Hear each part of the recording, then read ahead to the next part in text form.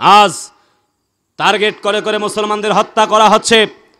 ইয়াহুদিবাদী ইসরায়েলের প্রত্যক্ষ মদদে, সন্ত্রাসবাদী আমেরিকার ইশারায়, এরপরে সাম্রাজ্যবাদী ভারতের নগ্ন হস্তক্ষেপে আজ মুসলমানদেরকে তামাম পৃথিবীতে মারা হচ্ছে। মুসলমানরা আজ নির্যাতিত, নিপীড়িত, নিষ্পেষিত। আমরা মনে করছি শুধু কোরআন খতম করব, মা বাপ মারা গেছে, কোরআন খতম করব, কোরআন পড়ব। হ্যাঁ, আপনি পড়েন, আপত্তি নাই, কিন্তু শুধুমাত্র কোরআন পড়ার ভেতরেই সীমাবদ্ধ থাকলে হবে না। যে কোরআনটা পড়েছেন এই কোরআনটাকে সংসদে বাস্তবায়ন করতে হবে। আল্লাহর জমিনে আল্লাহর দ্বীন কায়েমের জন্যে, এই আল্লাহর জীবনে, আল্লাহর জমিনে আল্লাহর জীবন, এই বিধান, কোরআনের বিধান প্রতিষ্ঠা করবার জন্যে, আল্লাহর জমিনে আল্লাহর বিধান প্রতিষ্ঠা করবার জন্যে আল্লাহর নবী ইব্রাহিম আগুনে ঝাঁপ দিয়েছিলেন। আল্লাহর জমিনে আল্লাহর দ্বীন, আল্লাহর বিধান প্রতিষ্ঠা করবার জন্যে ইমামে হাসান জীবন দিয়েছেন। আল্লাহর জমিনে আল্লাহর বিধান প্রতিষ্ঠার জন্য ইমামে হোসাইন রক্ত ঝরিয়েছেন, কারবালার ময়দানে জীবন দিয়েছেন, কল্লা দিয়েছেন, মাথা নত করেন নাই। আল্লাহর জমিনে আল্লাহর দ্বীন প্রতিষ্ঠা করবার জন্যে ইমামে আজম আবু হানিফা রাহিমাহুল্লাহকে ধুকে ধুকে মেরে টুকরা টুকরা করে তাকে শহীদ করা হয়েছে। আল্লাহর জমিনে আল্লাহর দ্বীন প্রতিষ্ঠার জন্য ইমাম আহমদ ইবনে হাম্বলকে হত্যা করা হয়েছে। আল্লাহর জমিনে আল্লাহর বিধান প্রতিষ্ঠা করবার, আন্দোলন করবার জন্যে এ যুগের নন্দিত অসংখ্য পৃথিবীর দেশে দেশে বিভিন্ন আলেমদেরকে শহীদ করা হয়েছে। আল্লাহর জমিনে আল্লাহর দ্বীন প্রতিষ্ঠা করবার জন্যে আল্লাহর নবী, বিশ্ব নবীজি 3টি বছর জেল খেটেছেন। আল্লাহর জমিনে আল্লাহর বিধান প্রতিষ্ঠার আন্দোলন করবার জন্যে আমাদের দয়ার নবীজি, মায়ার নবীজিকে সেই উটের নাড়ি ভুড়ি পিঠের ওপরে চাপিয়ে দেওয়া হয়েছে। নবীজিকে তাকে তায়েফের ময়দানে পিটিয়ে পাথর ঢেলে রক্তাক্ত করা হয়েছে। আইম্মা একরাম, সাহাবা একরাম জীবন দিয়েছেন, ওলামা একরাম জীবন দিয়েছেন। সাইয়্যিদুল আলামিন আল্লাহর নবীজি যেমনি করে জীবন দিয়েছে, সাইয়্যিদ কুতুব শহীদ রাহিমাহুল্লাহকে জেলখানার প্রকোষ্ঠে বন্দি করে তাকে ফাঁসির মঞ্চে ঝুলিয়ে শহীদ করা হয়েছে। ঠিক তেমনি আজকের পৃথিবীতে কোরআনের পাখিটি 13 বছর বন্দি থেকে আল্লাহর জমিন থেকে বিদায় নিয়ে চলে গেল। সেই কোরআনের পাখি রেখে যাওয়া আদর্শ, আল্লাহর জমিনে আল্লাহর দ্বীন প্রতিষ্ঠা, আল্লাহর জমিনে আল্লাহর জীবন বিধান প্রতিষ্ঠা করবার জন্যে যদি ডাক আসে, অসংখ্য লাশের পাহাড় পাড়ি দিয়ে ফিলিস্তিনি মুসলমানদের মতো 75 বছর ধরে মায়ের খেয়ে নয়, 75,000 বছর জীবন পেলেও মুসলমানেরা জান আর মাল বাজি রেখে আল্লাহর নবীর মতো শিয়াবে আবি তালিবে 3টা বছর জেল খাটবে, সেই বদরের প্রান্তরে রক্ত দিবে। আল্লাহর নবীজি তায়েফের ময়দানে যেমন রক্ত দিয়েছিল, মুসলমানেরা রক্ত দিবে, মুসলমানেরা জীবন দিবে, হাত দিবে, পা দিবে, শহীদ হবে। আল্লাহর জীবন বিধান, আল্লাহর কোরআন থেকে দূরে সরে যাবে না, যাবে না, যাবে না। মহান রব কি বলেছেন? আজকে যে আয়াতে কারিমা তেলাওয়াত করেছি, আল্লাহ বলছেন, ওয়ালা তাকুলু লিমান ইউকতালু ফি সাবিলিল্লাহি আমওয়াত বাল আহইয়াউ ওয়ালাকিন লা তাশউরুন। আল্লাহ বলছেন, যারা আমার রাস্তায় জীবন দেয় তারা মরে না, বরং তারা হচ্ছে জীবিত। সুবহানাল্লাহ কোন? পরের আয়াত আল্লাহ পাক বলছেন, ওয়ালা নাবলুওয়ান্নাকুম বিশাইইম মিনাল খাউফি ওয়াল জু'i ওয়া নাকসিম মিনাল আমওয়ালি ওয়াল আনফুসি ওয়াথ থামারাত ওয়া বাশশিরিস সাবিরিন। Attention please dear brothers and sisters. Allah বলছে, আমি তোমাদেরকে পরীক্ষা নিয়ে থাকি, ভয়, ভীতি, সন্তানাদি, ফসলের ক্ষতি ইত্যাদি দিয়ে তোমাদেরকে পরীক্ষা করে থাকি। ওয়াবাশশিরিস সাবিরিন, যারা ধৈর্য ধারণ করে আল্লাহ পাক তাদের জন্য সুসংবাদ রেখেছেন। সুবহানাল্লাহ, জোরে করতে ইচ্ছে করে না? এই যে মজনু চাচা একে একে কয়েকটি কন্যা সন্তান হবার পরে তিনি ধৈর্য হারা হন নাই। আল্লাহ তাকে তাদের কোল জুড়ে একটি চমকপ্রদ ফুটফুটে এক পুত্র সন্তান দান করেছেন।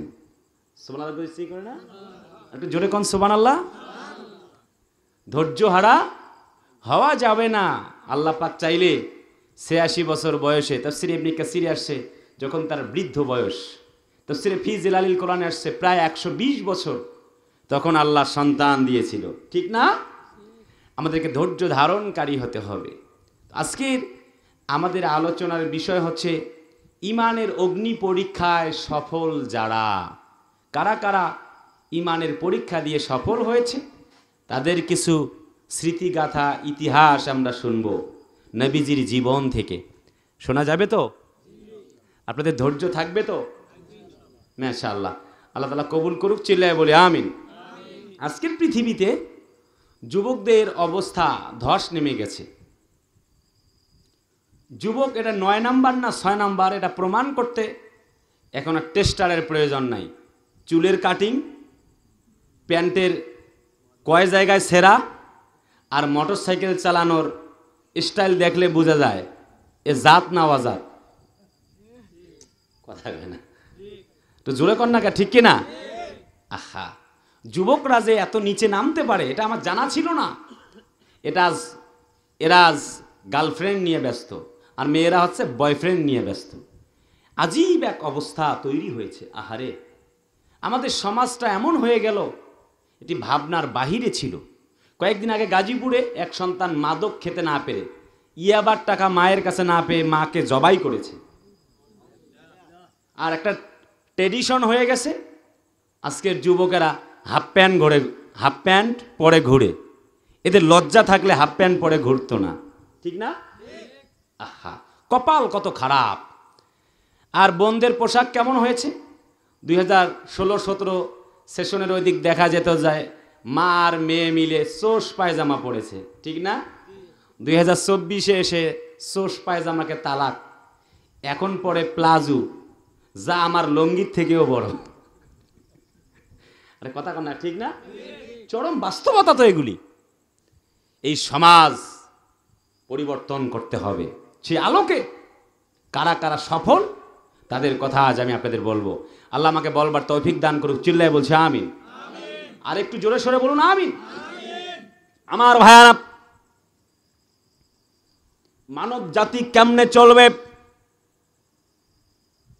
তার সামাজিক জীবন, রাজনৈতিক জীবন, ব্যক্তিগত জীবন, পারিবারিক জীবন কেমনে চলবে, সেটার জন্য আল্লাহ রাব্বুল আমিন একখান কিতাব কোরআনে কারীম মানব জাতির জন্য নাজিল করে দিয়েছেন। কোরআনে আল্লাহ তাআলা বলেন, ওয়ানুনাজ্জিলু মিনাল কুরআনি মা হুয়া শিফাউন ওয়া রাহমাতুল লিল মুমিনিন ওয়া লা ইয়াজিদুয যালিমিনা ইল্লা খাসারা। একটু কন্যা আল্লাহু আকবার। আপনার সংখ্যায় কম হতে পারেন, আমি প্রথমে আপনাদেরকে একটু হাসির খোরাক দিয়েছি, কিন্তু চরম বাস্তব কথা বলেছি। একটু ঘরে গিয়ে ঘুমিয়ে দেখবেন, তাফসীর শুরু হয়ে গেল, একটু গভীর মনোযোগ। কলিজার ভাইরা, আপনারা বিরক্ত হচ্ছেন? আল্লাহ বলছে ওয়ানুনাজ্জিলু মিনাল কুরআনি মা হুয়া শিফা, এই কোরআনটা দিলাম, এটা হচ্ছে একটা শেফার কিতাব। সুবহানাল্লাহ কোন? এটা মুমিনদের জন্য শেফা। তার মানে হলো এই কোরআনটা সমাজের জন্য মুক্তির কারণ, দেশের জন্য মুক্তির কারণ। এই কোরআনটা যদি আমরা গ্রহণ করতে পারি, আল্লাহ রাব্বুল আমিন আমাদেরকে সফল কাম বান্দাদের অন্তর্ভুক্ত করে দিবেন। কেনই বা কোরআন পড়ব না? আল্লাহ বলছে then were made for very easy. কোরআনকে the original book in the world, পৃথিবীর বুকে সহজলভ্য করে, কোরআনকে সহজ করে আমি আল্লাহ পাক দিয়েছি। ওয়ালা কাদ ইয়াসসারনাল কুরআনা লিযিকরি ফাহাল মিন মুদ্দাকির। হে নবী, কোরআনকে আমি সহজ করে নাজিল করেছি, কেউ কি আছো তোমার উম্মতেরা, কেউ কি আছে কোরআন মানবে? আমার প্রিয় ভাইরা,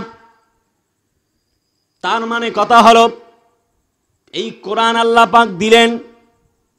আল্লাহ পাকের নবীর উপরে যখন কোরআন এলো, আল্লাহ পাক বলছেন ইকরা বিসমি রাব্বিকাল্লাযী খালাক খালাকাল ইনসানা মিন আলাক ইকরা ওয়া রাব্বুকাল আকরামুল্লাযী আল্লামা বিল কলম আল্লামাল ইনসানা মা লাম ইয়ালাম।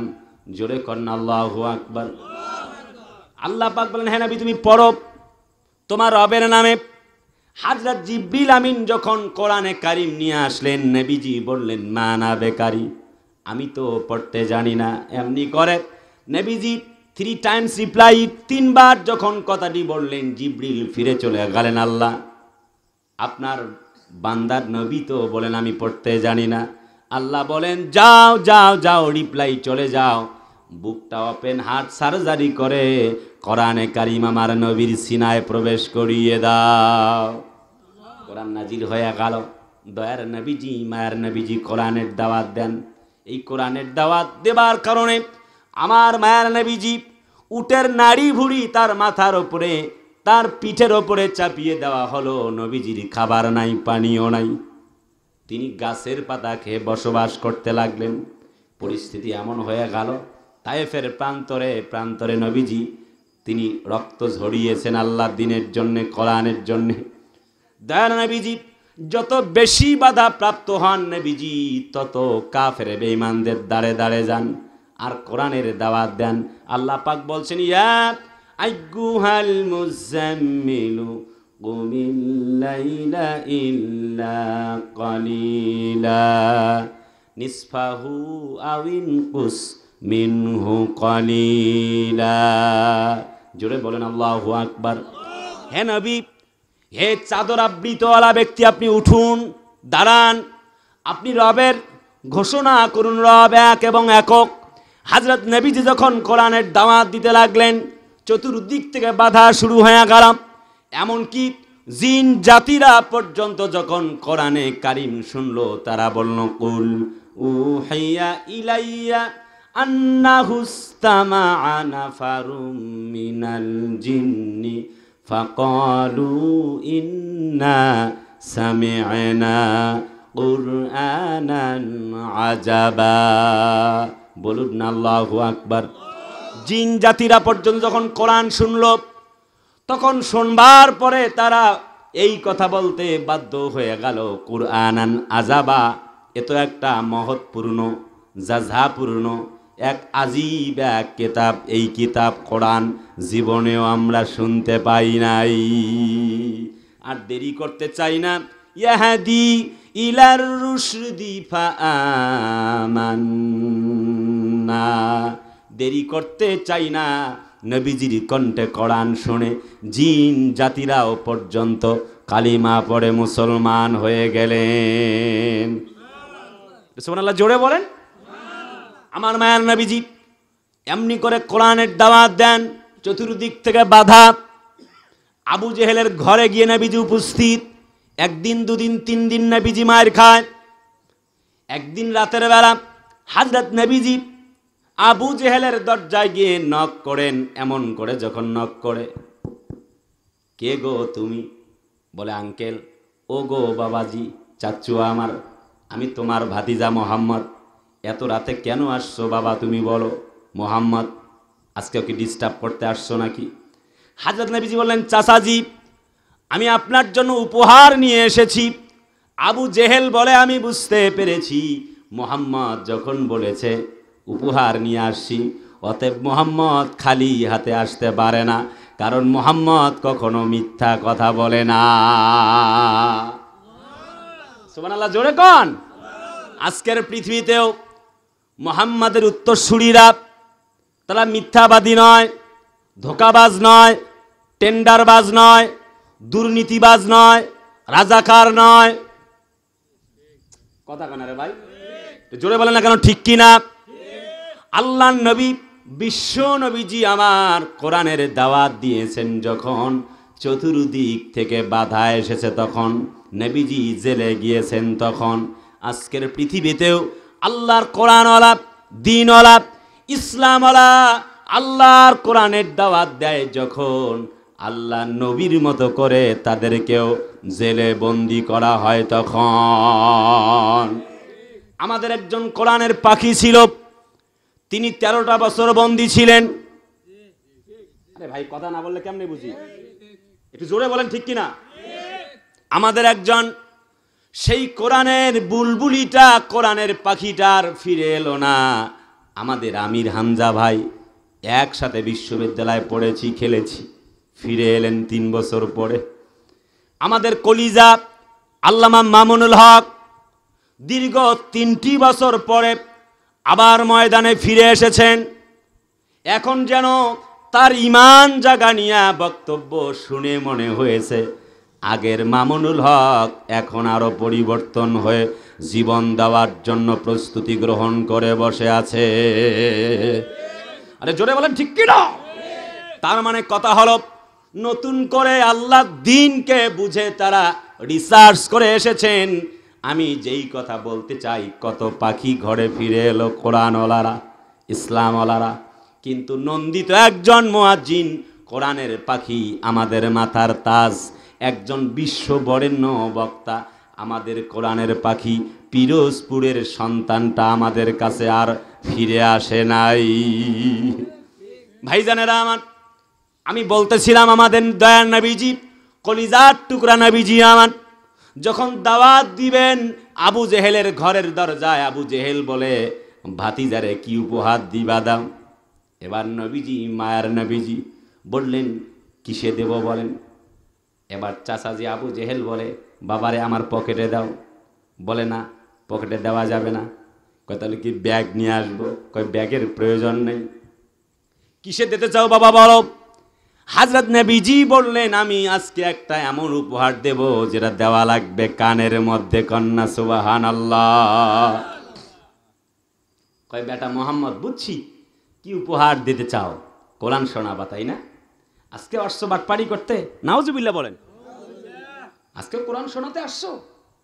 গলাটা ধাক্কা দিয়ে সংক্ষেপ করে বলি, যেহেতু বাড়ির তাফসীর প্রোগ্রাম, যে আনুষ্ঠানিকভাবে বড় তাফসীর প্রোগ্রাম না, সো খুব লম্বা করে কথা বলা আপনাদের সামনে কথা বলে কষ্ট দেওয়া ঠিক হবে না। আর আপনাদের খুব গরমও লাগতেছে তাই না? গরম লাগতেছে? আচ্ছা আচ্ছা, একটা পর্যায়ে গলা ধাক্কা দিয়ে যখন বের করতে চায়, আল্লাহ বলে জিবরাইল তুমি বসে বসে দেখবা। আল্লাহ কি করব বলুন, অর্ডার মি, আমাকে বলুন, আমার আনি, আমাকে আদেশ করুন, যাও। আবু জেহেল চায় গলা ধাক্কা দিয়ে আমার নবীকে তার সীমানা থেকে বের করবে। তুমি আমার নবীর পা দুটো টেনে ধরো। সুবহানাল্লাহ কোন? আবু জেহেল বলে মোহাম্মদ তুমি সামনের দিকে যাচ্ছ না কেন? আমাদের প্রিয় নবীজি বলছেন তুমি ঠেলে লাভ হবে না, কারণ আল্লাহ জিবরাইলকে পাঠিয়ে দিয়েছেন। জিবরাইল আমার পা ধরে টানতেছে। আল্লাহ যদি কাউকে চায় সে তো অবশ্যই জিতবে তাই না? আরে কথা কন না কে, তাই না? আহা, আবু জেহেল বলল বুঝতে পারছি জিবরাইল যেহেতু টানে, অতএব আমি তো ঠেলে আর লাভ হবে না। তাহলে আসছো যেহেতু মোহাম্মদ, একটা সূরা শোনায় দিয়ে যাও। সুবহানাল্লাহ। যার উপরে কোরআন নাজিল হয়েছে তিনি যদি আবার কোরআন শোনায় তাহলে তো ভালো লাগে তাই না? আল্লাহর নবীজি তেলাওয়াত করে আল্লাহু আকবার ওয়ালিল্লাহিল হামদু বিসমিল্লাহির রহমানির রহিম আর রহমানু আল্লামাল কুরআনা খালাকাল ইনসানা আল্লামাহুল বায়ান।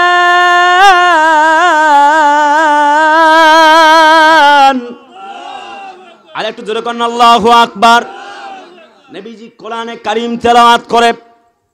এবার নবীজি আমার নতুন আরেকটি সূরা তেলাওয়াত করতে লাগলেন। আলাম তারা কাইফা ফাআলা রাব্বুকা বিআসহাবিল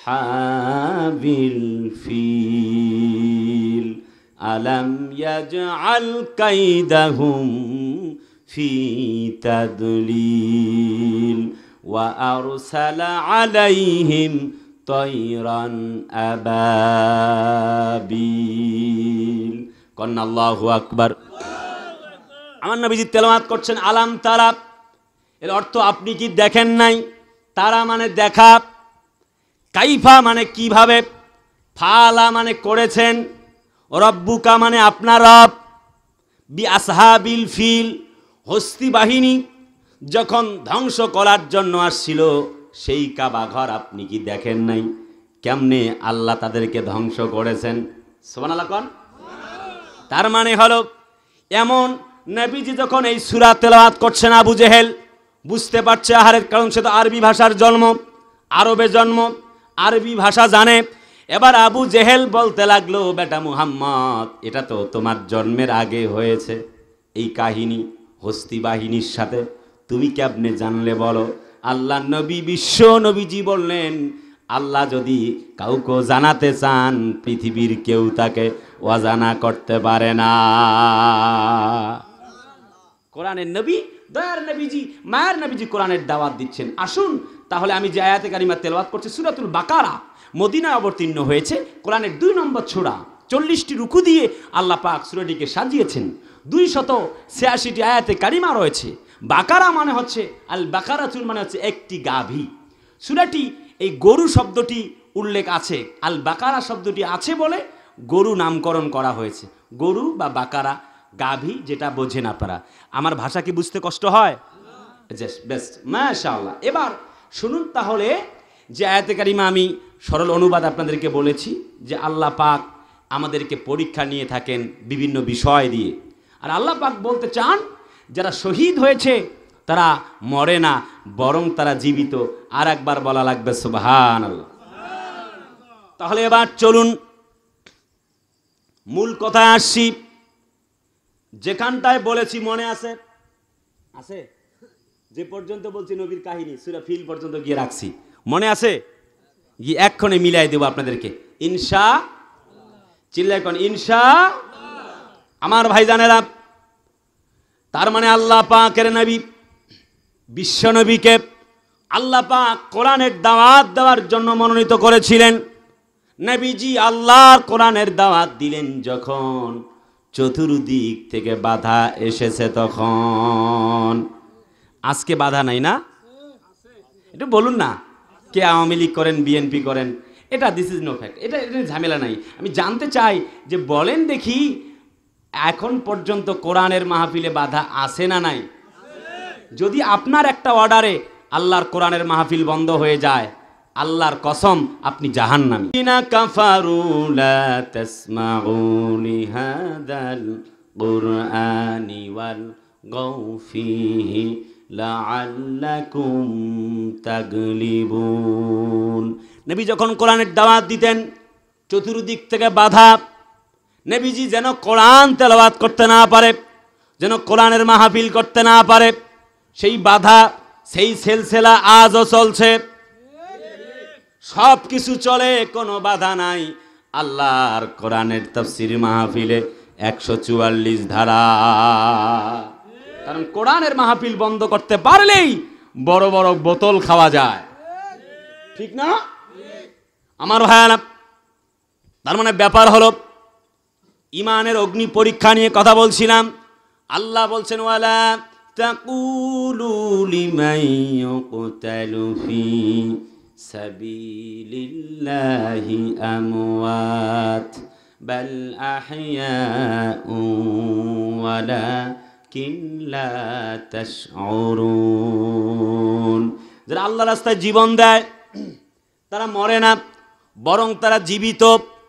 কিন্তু আসল কথা হলো বাল আহইয়াউ ওয়ালাকিন লা তাশউরুন।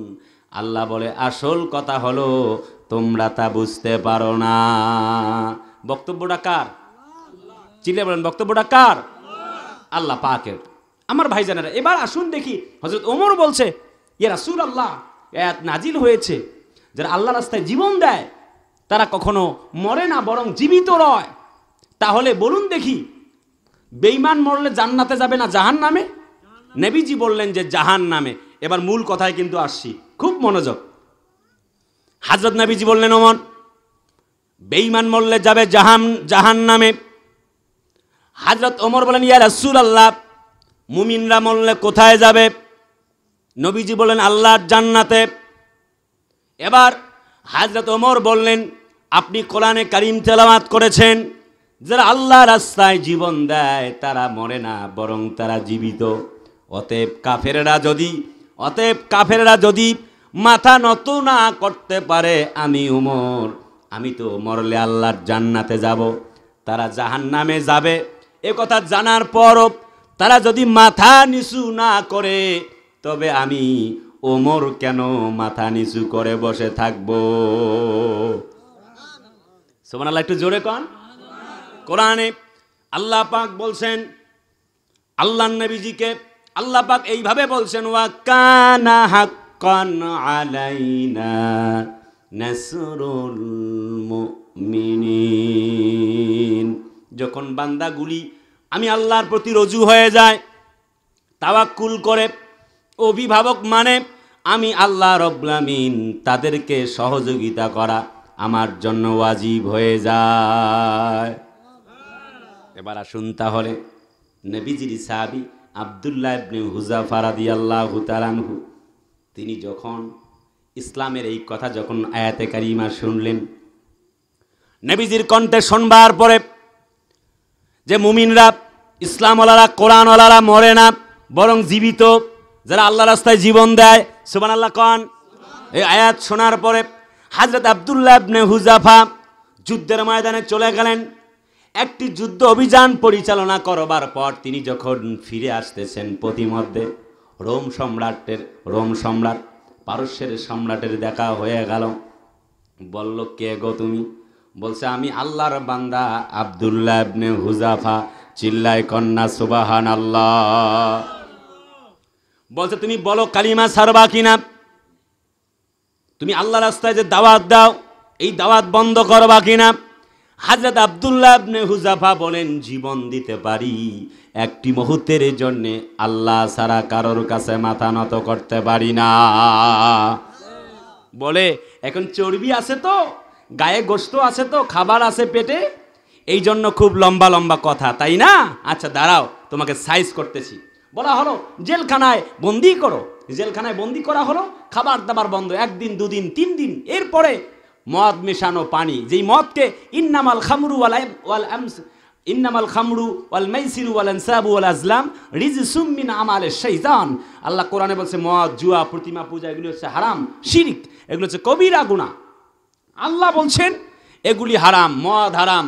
মদ মেশানো পানি নিয়ে আসছে কাফেররা, আর শুয়োরের গোশত নিয়ে আসছে, যে এগুলি তোমাকে খাবার জন্য বলা হয়েছে। আমাদের নেতা মানে রোম সম্রাট তোমাকে খাবার জন্য দিয়েছে।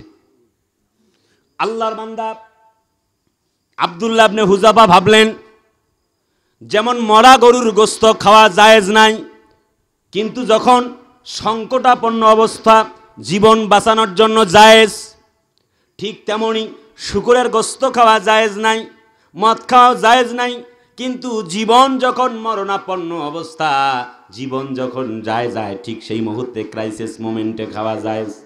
তিনি ভাবলেন, আমি তো খেতে পারি, এই মুহূর্তে একটু খাই, কম করে হলেও। পরে ভাবলেন, না, আমি যদি জীবন দেই, আমার রক্ত দিয়ে ইসলামের ভিতটা শক্ত হয়ে যাবে, আল্লাহর জমিনে আল্লাহর দ্বীন কায়েম হয়ে যাবে। আমাদের যেই কোরআনের পাখিটা ছিল, 50 বছর তাফসীর করেছেন, শত শত প্রস্তাব গিয়েছিল, কথা কন না কে?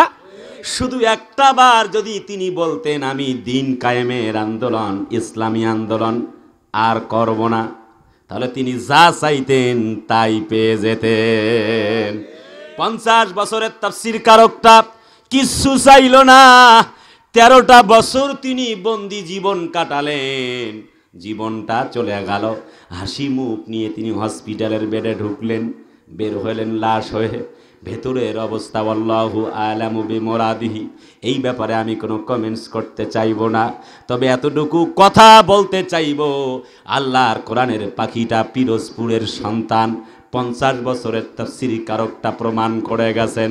আমি সাইদি আজ 50 বছর তাফসীর করে, আজ 13টা বছর জেল খেটে বিদায় নিয়ে চলে গেলাম, একটা মুহূর্তের জন্যে আল্লাহ ছাড়া কারোর কাছে মাথা নত করি নাই। আরে কথা বলে না, চিল্লায় বলো ঠিক কিনা? কারাগারে কাটালে 13টি বছর, বাতিল কেঁপেছে তোমায় দেখে থর থর। ঠিক না? ঠিক না? কারাগারে কাটালে 13টি বছর, বাতিল কেঁপেছে তোমায় দেখে থর থর। তুমি যে ছিলে মোদের নয়নমণি, শহীদ হয়েছ তুমি এটাই জানি, অমর হয়েছ তুমি এটাই জানি, আল্লামা সাইদি তুমি মরণি, শহীদ হয়েছ তুমি এটাই জানি। লিল্লাহে তাকবীর। হযরত আব্দুল্লাহ ইবনে হুযাফা নবীর সাহাবী বললেন আমি মাথা নত করতে পারি না। সুবহানাল্লাহ কোন? বলে তুমি কি করতে পারো তাই করো, খাবার খাবো না, মদ মেশানো পানি আর গোশতের পেয়ালাটা এমন জোরে পা দিয়ে লাথি মেরেছেন ওই জেলখানার বাহিরে যারা ছিল তাদের মুখের মধ্যে পড়ে গেছে। রোম সম্রাট বলে কি রে উজির নাজিরেরা, কি ব্যাপার অবস্থা বুঝলাম না তো, শক্তি এখন পর্যন্ত কমেনি? বলে না শক্তি তো কমলো না। বলে কি আজীব তামাশা, কি বলতে চাও তোমরা? আল্লাহর বান্দা হযরত আব্দুল্লাহ ইবনে হুযাফা বলে ইয়া কালবুর রোম, সুবহানাল্লাহ কোন? হে রোমের কুকুর। বুঝতেছেন কথা? বোঝেন? রানিং একটা সরকারকে বলছে হে রোমের কুকুর, তুমি আমার জীবনটাকে কেড়ে নিতে পারো, একটি মুহূর্তের জন্য আল্লাহ ছাড়া তোমার কাছে মাথা নত করতে পারি না। বলে দাঁড়াও, এতক্ষণ তো খাবার বন্ধ করছি, বুঝছো? বুঝছি, বেশ অনেক খাইছিলা বোধহয়, তো শক্তি এখনো জমা আছে, দাঁড়াও। বলে টকবকে গরম পানি করো, লেলিহান শিকা জ্বালাও। তাই হলো, সংক্ষেপ বলি, আপনাদের কষ্ট হচ্ছে না? একটু বলবো বলবো বলবো, এখনো কিছুই বলি নাই, কিছু কথা আজ আমাকে বলতেই হবে, যা আছে কপালে হবে কাল সকালে। কথা বলে না কেন, ঠিক কিনা? আমি হক কথা না বলে পালিয়ে গেলে ইসলাম পালিয়ে যাওয়ার সমান হয়ে যাবে।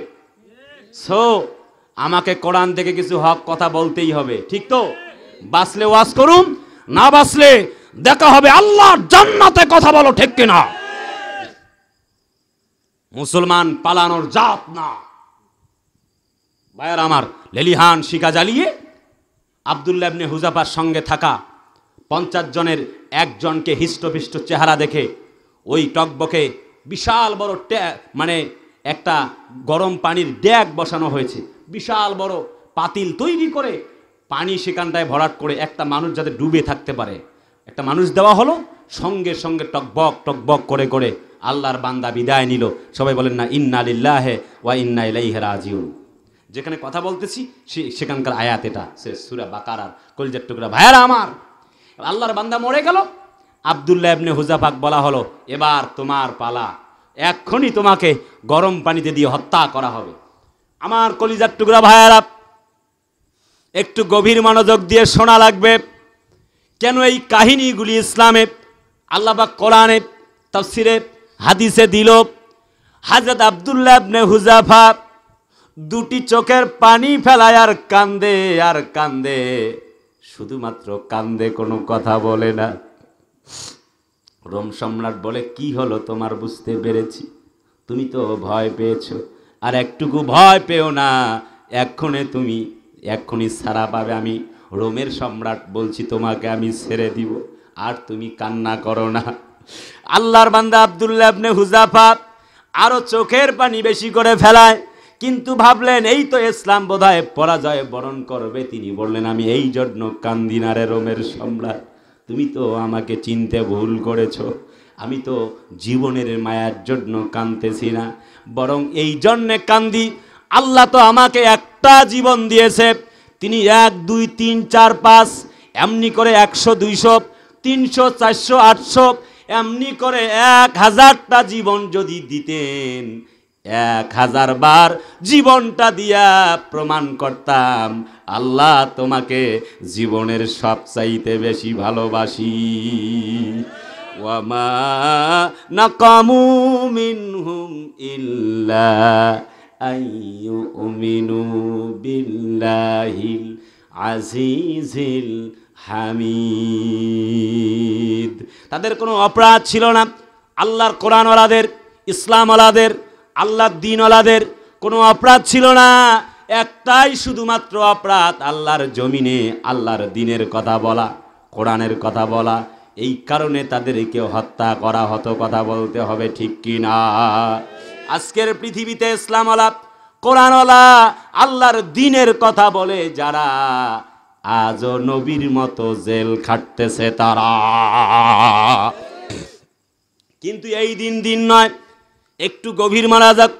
পরিস্থিতিটা এমন হয়ে গেল, আল্লাহর বান্দা হযরতি আব্দুল্লাহ ইবনে হুযাফা যখন এমন কথা বললেন, রোম সম্রাটের ত্রাস সৃষ্টি হয়ে গেল, কম্পন সতর্ক তৈরি হয়ে গেল।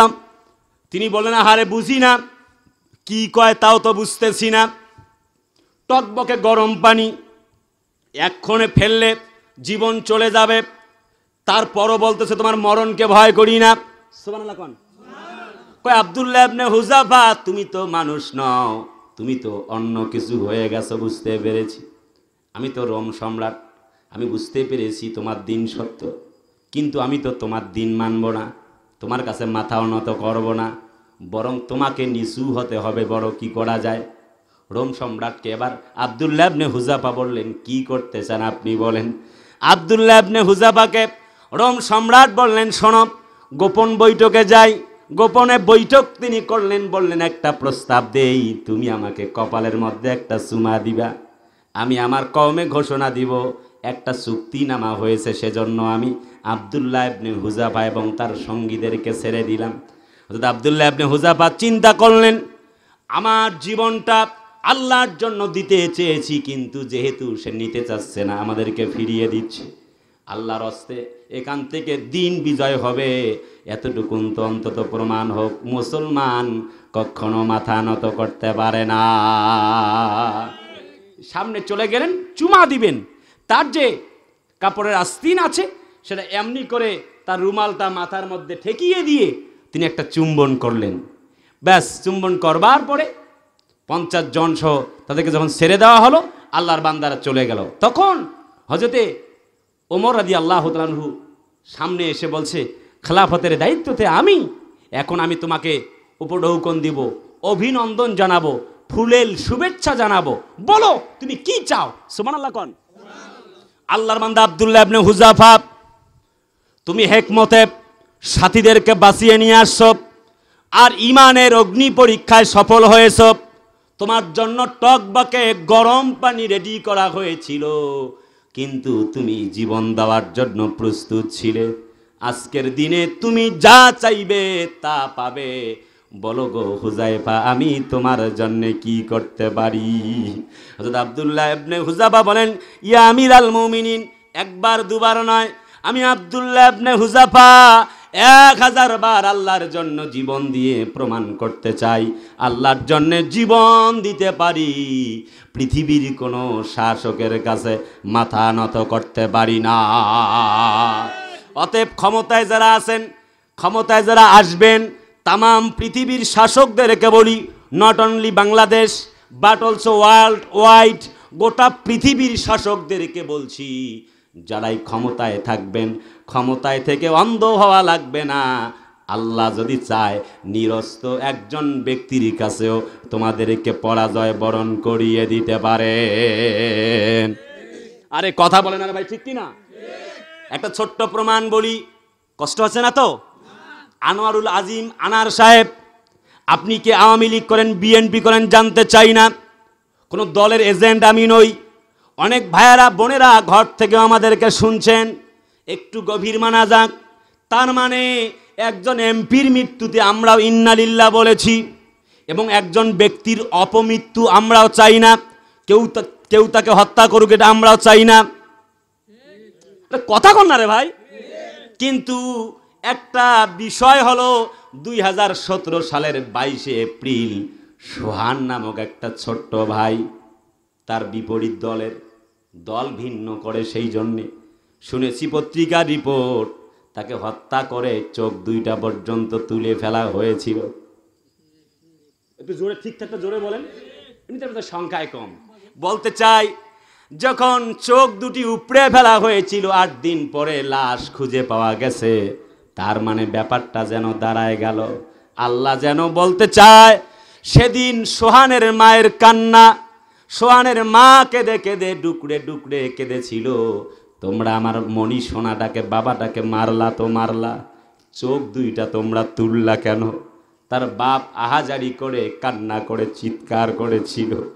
আল্লাহ যেন বলতে চায়, ও সোহানের মা, ও সোহানের বাবা, তোমাদের যে কান্নার চিৎকার আমি আল্লাহ পাক 8 বছর হয়ে গেল, এখন পর্যন্ত তোমাদের বিচারটা ভুলে যাই নাই।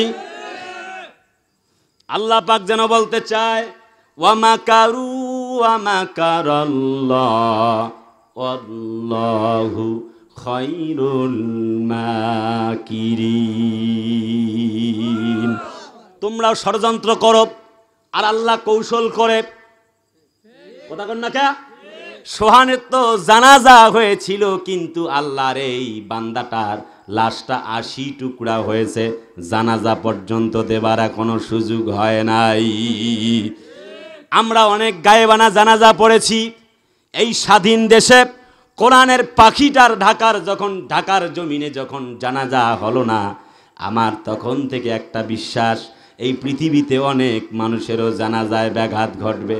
কলিজার ভাইয়ারা আমার, একটু গভীর মানা যাক, কথাটাকে একটু নেগেটিভ নেবেন না। যেই কথা আমি বলতে চাই, আজকে জাতির লোকেরা যেন বলতে চায়, আমরা অনেক গায়েবানা জানাজা পড়েছি, অনেক মানুষ খুন হয়েছে, গুম হয়েছে, তাদের খোঁজ এখন পর্যন্ত পাই নাই।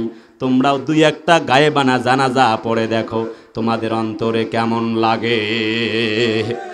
আমার কলিজার ভাইয়ারা, যাদেরকে হত্যা করেছ, যার সন্তানটাকে বিদায় করে দিয়েছ, রাতের বেলা গিয়ে বাড়ির দরজার মধ্যে জানালার মধ্যে কানটা লাগায়া দেখো, তার মা বাবা বাবা বলে চিৎকার করে বলছে, আব্বু, ওগো সোনা, ওগো কলিজার টুকরা ময়না, ওরে বাবা, তুমি আমাকে কেন না জানিয়ে বিদায় নিয়ে পরপারে চলে গেলে। যার স্বামীকে হত্যা করেছেন, দেখেন গিয়ে তার স্ত্রী কেমনে কান্না করে। যার সন্তানকে হত্যা করেছেন, দেখেন গিয়ে তার বাবা কেমনে চিৎকার করে কান্না করছে। আপনি যদি কাউকে এতিম করেন, আল্লাহর কসম অবশ্যই আপনাকেও এতিম হয়ে মরা লাগবে। আপনার সন্তানকেও আল্লাহ এতিম করে আপনাকে দুনিয়ার থেকে বিদায় করে নিবেন। ভাইরা, লম্বা কথা বলবো না, খুব গভীর মনোযোগ, অল্প কথায় সব কথা বুঝতে হবে। আবারও বলি, কি আওয়ামী লীগ বিএনপি জাসদ বাসদ কোনো কিছু জানতে চাই না কে কোন দল করেন, তবে জিজ্ঞেস করতে চাই, কোরআন কি আওয়ামী লীগের, বিএনপির, জামাত ইসলামীর, চরমনার? যখন আওয়ামী লীগের ভাইয়েরা মসজিদে ঢুকে গেল, আওয়ামী লীগের ভাইয়েরা বলে না, বেটা তুমি জামাত ইসলাম করো, বিএনপি করো, মসজিদ থেকে বের হও? বলে? বিএনপির ভাইয়েরা তো বলে না। জামাত ইসলামের ভাইয়েরা, প্রিয় তবলিগের ভাইয়েরা, চরমনার ভাইয়েরা, হেফাজতের ভাইয়েরা তো বলেই না। বরং আওয়ামী লীগ বিএনপির ভাইয়েরা পেছনে দাঁড়িয়ে মুসল্লি হিসেবে নামাজ আদায় করে, আর জামাত ইসলাম তবলিগ জামাতের ভাইয়েরা সামনের কাতারে দাঁড়িয়ে ইমামতির দায়িত্ব পালন করে। চিল্লায় বলো ঠিক কেন? হরমে পাক ভি, হরমে পাক ভি, আল্লাহ ভি, কোরআন ভি, কুসবেরি বাথে জুথে জো মুসলমান ভি এক। ও মুসলমানেরা, আল্লাহ যদি এক হয়, কোরআন যদি এক হয়, আমাদের নবী যদি একজন হয়, কোরআন যদি একটাই হয়, নবী যদি এক হয়, মা কানা মুহাম্মাদুন আবা আহাদিম মির রিজালিকুম ওয়ালাকির রাসূলুল্লাহ।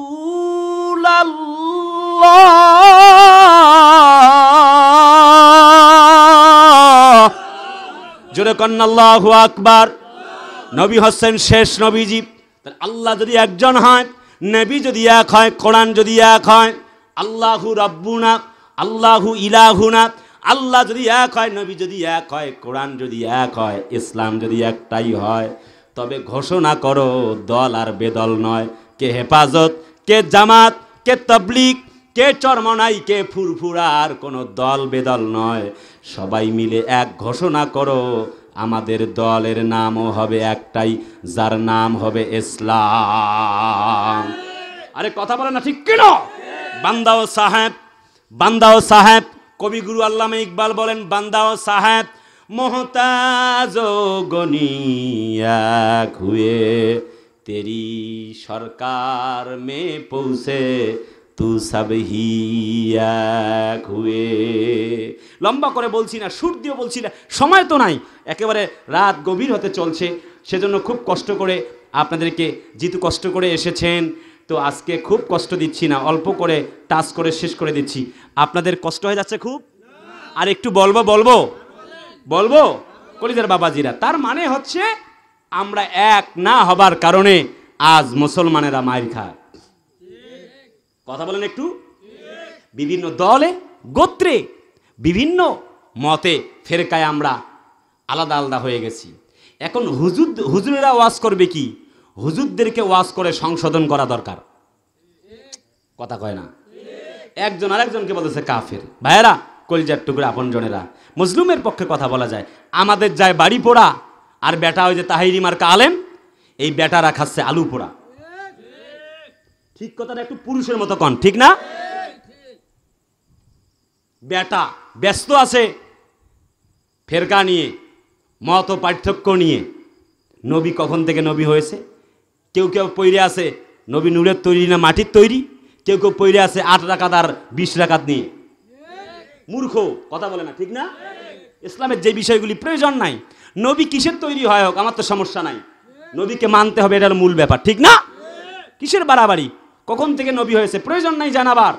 লাকাদ কানা লাকুম ফি রাসূলিল্লাহি উসওয়াতুন হাসানা, as a religious teacher, as a leader, as a founder, as a lawgiver, as a law maker, as the reformer of the society. Muhammad সাল্লাল্লাহু is the superman of the world. পৃথিবীর সেরা মানব আছে মুহাম্মদ সাল্লাল্লাহু, তাকে মানো। বার্ডন রাসেল বলেন, go back to the universal book and go back to the universal prophet Muhammad সাল্লাল্লাহু, তোমরা শান্তি আর মুক্তি পেয়ে আল্লাহর জান্নাতে চলে যাবে। সুবহানাল্লাহ, আসতে। আচ্ছা, তার মানে কথা হচ্ছে আমরা এক হওয়া লাগবে। যদি এক হতাম, আমাদের মামুনুল হক 3 বছর নয় 3 দিন জেলখানায় রাখতে পারতো না কেউ। জোরে কন, ঠিক কিনা? যদি আমরা এক হতে পারতাম, দলমত নির্বিশেষে বলছি, সকলের প্রিয় কোরআনের পাখিটা 50 বছর বক্তব্য দেওয়ার পরে 13 বছর জেল খাটা লাগতো না, 13 মিনিট কারো বাবার সাধ্য ছিল না জেলখানায় বন্দি করে রাখে। রায়গঞ্জবাসী, তোমাদেরকে জিজ্ঞেস করছি, বলো, যখন রাম মন্দির তৈরি করা হয়, গেরুয়া পতাকা উত্তোলন করা হয়, 1528 খ্রিস্টাব্দের বাবরি মসজিদ ভেঙে মুঘল সম্রাট বাবরের আমলের সেই বাবরি মসজিদ ভেঙে যখন গেরুয়া পতাকা তোলা হয়, কালেমার পতাকা নামায়া যখন মন্দিরের স্থাপন করা হয়, যখন আমার মসজিদের মিনারগুলি ভাঙা হয়, তখন আমাদের কলিজায় আঘাত লাগে। আমরা হিন্দু মুসলিম ভাই ভাই, যার যার ধর্ম শেষে পালন করবে, আপত্তি নাই। কোরআনে আল্লাহ বলছে, লাকুম দীনুকুম ওয়ালিয়া দিন, যার যার ধর্ম শেষে পালন করবে। হিন্দুদের পূজা আর মুসলমানদের রোজা একসাথে চলবে, আপত্তি নাই, ঠিক তো? কিন্তু আল্লাহর ঘর মসজিদ যখন ভারতে ভাঙলো, বাবরি মসজিদ, তখন মুসলমানদের কলিজায় আগুন লেগেছে। আমি জানতে চাই যখন আল্লাহর ঘর বাবরি মসজিদ ভাঙে, এখন পর্যন্ত বাংলাদেশের মুসলমানেরা বেঁচে আছে না মরে গেছে? জাতির লোকেরা জবাব দাও।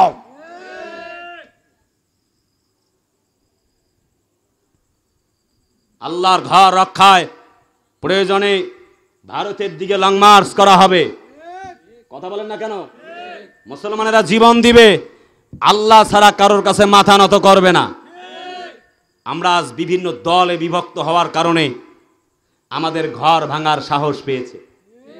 ফিলিস্তিনের মাটিতে 75 বছর থেকে যুদ্ধ চলে, এইভাবে একটা মাহফিল করার জন্য তারা চেষ্টা চালাচ্ছে।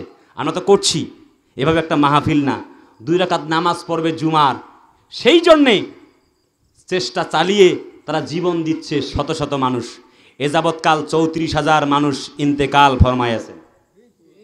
কথা কয় না? তবুই আমাদের ইমান জাগেনি। খুতবা হয়েছে হজের, পুরাটা ব্যাখ্যা বিশ্লেষণ বাংলা শুনেছি। আর গাজা, ফিলিস্তিনের মাটিতে এক জায়গা গুহার ভেতরে কয়েকজন মুসলমান মিলে একটা ঈদুল আজহার খুতবা দিয়েছে। সে আমেরিকাকে লক্ষ্য করে দিয়ে বলেছে, ও আমেরিকার পরাশক্তিরা, তোমরা যতই ফালাফালি করো, আল্লাহর কসম আমরা আমাদের বাইতুল আকসা, আল্লাহর ঘর ছেড়ে দিব না। না না কথা বললে কেমনে বুঝি রে ভাই, চিল্লায় বলো ঠিক কেন? তিনি বলেছেন পৃথিবীর সকল পরাশক্তি এক হলেও আমাদেরকে হার মানাতে পারবা না, কারণ আমরা কোরআনের সৈনিক, ইমাম মাহাদির সৈনিক। এরকম একটা কথা আমরা বিদায় হজের ভাষণ থেকে, রাসূলুল্লাহর বক্তব্য থেকে যেমনটা আশা করেছিলাম, তেমনটা সেই জমিন সৌদি আরব থেকে আশা করি, কিন্তু সেই বক্তব্য আর ভেসে আসে না। যা লিখে দেওয়া হয় শাসকের পক্ষ থেকে তাই পাঠ করে করে ইমাম সাহেব শোনায়। আরে না কথা বললে কেমনে শুনি? তার মানে গাজায় ফিলিস্তিনের মাটিতে যে ইমাম সাহেব বক্তব্য দিয়েছে, ওই ইমাম সাহেবের বক্তব্যকে আমি 100-এ 100 দিতে পারি, আর বাকিটা বলবো না। বন্ধুরা, আমার ভাষা বোঝেন? বোঝেন আমার কথা বোঝেন? ভাইয়ারা, ফিলিস্তিনের মাটিতে আজ মুসলমানেরা মার খায়। Not only that, Iraq, Iran, Afghanistan, Pakistan, Uzbekistan, Kazakhstan, Chechnya, Bosnia, Bulgaria, Nigeria সহ তাম পৃথিবীতে আজ মুসলমানেরা মার খায়। একটি কারণ, আমরা এক হতে পারিনি। যখন ইরানের প্রধানমন্ত্রী ইব্রাহিম রাইসি রাহেমাহুল্লাহ, আল্লাহর বান্দা মরে গেছে, চলে গেছে কয়েকদিন আগে, তিনি ড্রোন হামলা করেছিলেন, একাই ক্ষেপণাস্ত্র চালিয়েছিলেন, গোটা পৃথিবীতে ত্রাস সৃষ্টি করেছেন ইসলামের পক্ষ নিয়ে। যদি আর কয়েকটা ইব্রাহিম রাইসি থাকতো, তাহলে আল্লাহর জমিনে ফিলিস্তিনের মুসলমানদেরকে কোনো ইয়াহুদিবাদী ইসরায়েলের গোষ্ঠীরা মারার সাহস পেত না। কিন্তু বলবে কেমনে? অধিকাংশ শাসকেরা হচ্ছে হারামখোর। আব্দুল্লাহ ইবনে উবাইর উত্তরসূরি, কথা বলো ঠিক কিনা?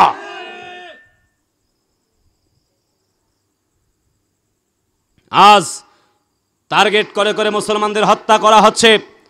ইয়াহুদিবাদী ইসরায়েলের প্রত্যক্ষ মদদে, সন্ত্রাসবাদী আমেরিকার ইশারায়, এরপরে সাম্রাজ্যবাদী ভারতের নগ্ন হস্তক্ষেপে আজ মুসলমানদেরকে তাম পৃথিবীতে মারা হচ্ছে। মুসলমানরা আজ নির্যাতিত, নিপীড়িত, নিষ্পেষিত। আমরা মনে করছি শুধু কোরআন খতম করব, মা বাপ মারা গেছে, কোরআন খতম করব, কোরআন পড়ব। হ্যাঁ, আপনি পড়েন, আপত্তি নাই, কিন্তু শুধুমাত্র কোরআন পড়ার ভেতরেই সীমাবদ্ধ থাকলে হবে না। যে কোরআনটা পড়েছেন, এই কোরআনটাকে সংসদে বাস্তবায়ন করতে হবে। আল্লাহর জমিনে আল্লাহর দ্বীন কায়েমের জন্যে, এই আল্লাহর জীবনে, আল্লাহর জমিনে আল্লাহর জীবন, এই বিধান, কোরআনের বিধান প্রতিষ্ঠা করবার জন্যে, আল্লাহর জমিনে আল্লাহর বিধান প্রতিষ্ঠা করবার জন্যে আল্লাহর নবী ইব্রাহিম আগুনে ঝাঁপ দিয়েছিলেন। আল্লাহর জমিনে আল্লাহর দ্বীন, আল্লাহর বিধান প্রতিষ্ঠা করবার জন্যে ইমামে হাসান জীবন দিয়েছেন। আল্লাহর জমিনে আল্লাহর বিধান প্রতিষ্ঠার জন্য ইমামে হোসাইন রক্ত ঝরিয়েছেন, কারবালার ময়দানে জীবন দিয়েছেন, কল্লা দিয়েছেন, মাথা নত করেন নাই। আল্লাহর জমিনে আল্লাহর দ্বীন প্রতিষ্ঠা করবার জন্যে ইমামে আজম আবু হানিফা রাহিমাহুল্লাহকে ধুকে ধুকে মেরে টুকরা টুকরা করে তাকে শহীদ করা হয়েছে।